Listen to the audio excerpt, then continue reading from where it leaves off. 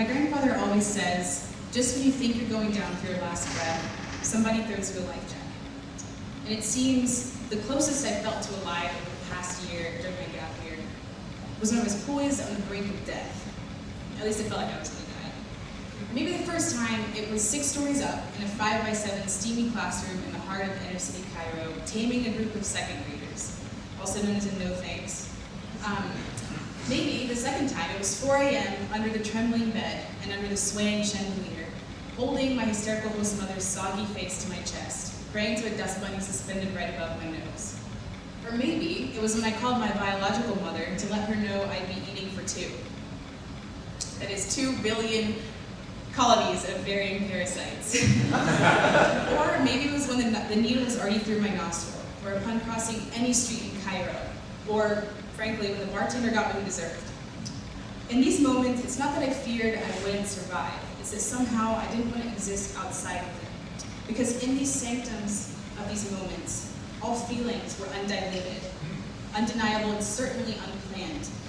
In those mason jar moments, as I later coined them, everything dazed me to dumbness. With no room for words, I was forced to feel. They're the surprise hugs from the universe that chased me into a dark alley, shook my pockets empty, and were off until the next time. Despite the impression everyone else was under about my gap year, it finally felt like real life, and everything was ugly.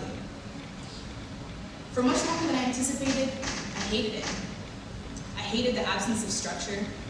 I hated the growing pains. I hated the not doing what I'd planned or organized in pretty little notebooks. Exhibit A.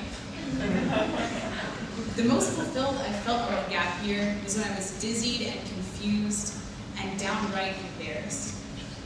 When I was a heartsick puddle of raw emotions, I was forced to reckon with the trinity of who I was, who I am, and who I'm working to be.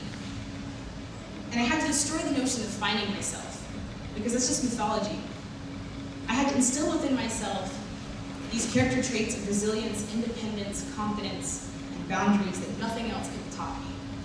And I did this not because they were written down in my pretty little gold journals. No, I did this because they weren't options. And molting negative thought patterns, and habits, and behaviors of mine was essential, sure, to getting me through some really tough times, but also helped me to learn to put things down simply because they're heavy. And the simplicity of that is really profound. One of my favorite quotes by Emily McDowell hits the crux of this. It says, "Finding yourself is not really how it works. You aren't a $10 bill in last winter's coat pocket, and you're also not lost. Your true self is right there, buried under cultural conditioning, other people's opinions, and inaccurate conclusions you drew as a kid that became beliefs about who you are. Finding yourself is actually about returning to yourself. It's an unlearning, an excavation, a remembering who you were before the world got its hands on you." So when I came to college, I sought to graft over everything that I learned about myself and the world onto what I deemed the next chapter of my life, TM. Because we've all had a few of those. And it was such an eye-opening experience coming to college in that everything was still ugly, and I thought it wouldn't be. But this time, even the ugliness, it had lost its humble magic. When I told people about my gap year, they seemed to say, "Oh," as if my experiences and I were unreachable, as if they were distanced by privilege and the assuredness with which I choose to sit by myself. It's wonderful to be home, but it's incredibly alienating to realize that we are each alone in our experiences of the world. But it's not also sad. I sought out to live vicariously the sanctums of time I preserved in my mason jar moments.